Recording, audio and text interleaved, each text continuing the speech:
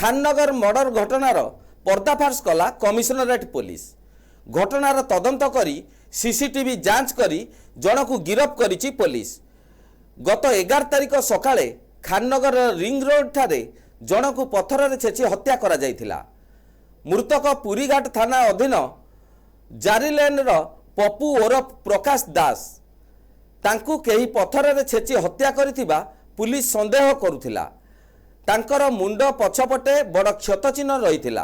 हत्याकांडर प्रकृत कारण जना पड़ी नथिले मध्य मद्यपान जनित विवाद को केंद्र करी एभली घटिथिबा पुलिस संदेह करुथिला।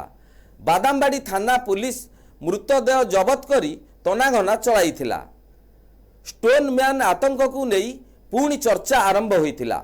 शेषरे तदंत को आहुरी जोरदार करी आसामी को धरिबारे सक्षम होइछि बोली एक प्रेस मीट रे सूचना देइछंती कटक डीसीपी ऋषिकेश खिलारी दानदेव।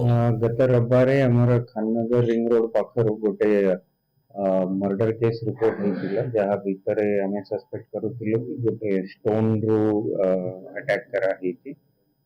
एटा गोटे चैलेंजिंग केस या पाइतिला कि जो डिसीज थिले सेठी एका रहउतिले और बहुत माने आइसोलेटेड जगह रे जने ही रहउतिले।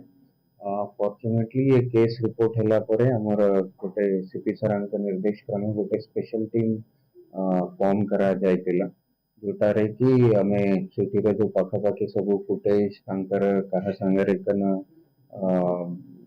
अगर उरा किछि वैमनस्य थिला कि से तार आमे जांच रे लागितिला।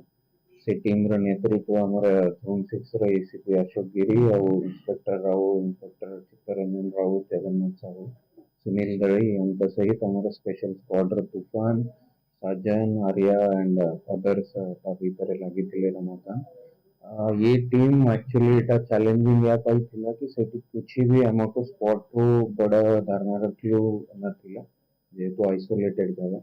तो हमें पाखापाखि जेतो सब अवेलेबल सीसीटीवी फुटेजेस थिला ताको जांच कला परे हमको गोटे फुटेज मिलेला जहां भीतर जने व्यक्ति मणि मंदिर साइड रो चाली चाली के आसुथिले सेठी रही के स्पॉट पाखरे किछि समय रही के तापर अटैक करिथिले और अटैक कला परे से जाई के हमर ये खाननगर पाखर बस स्टैंड पाखर जो पेट्रोल पंप अछि सेठी जाय हमें पाइले।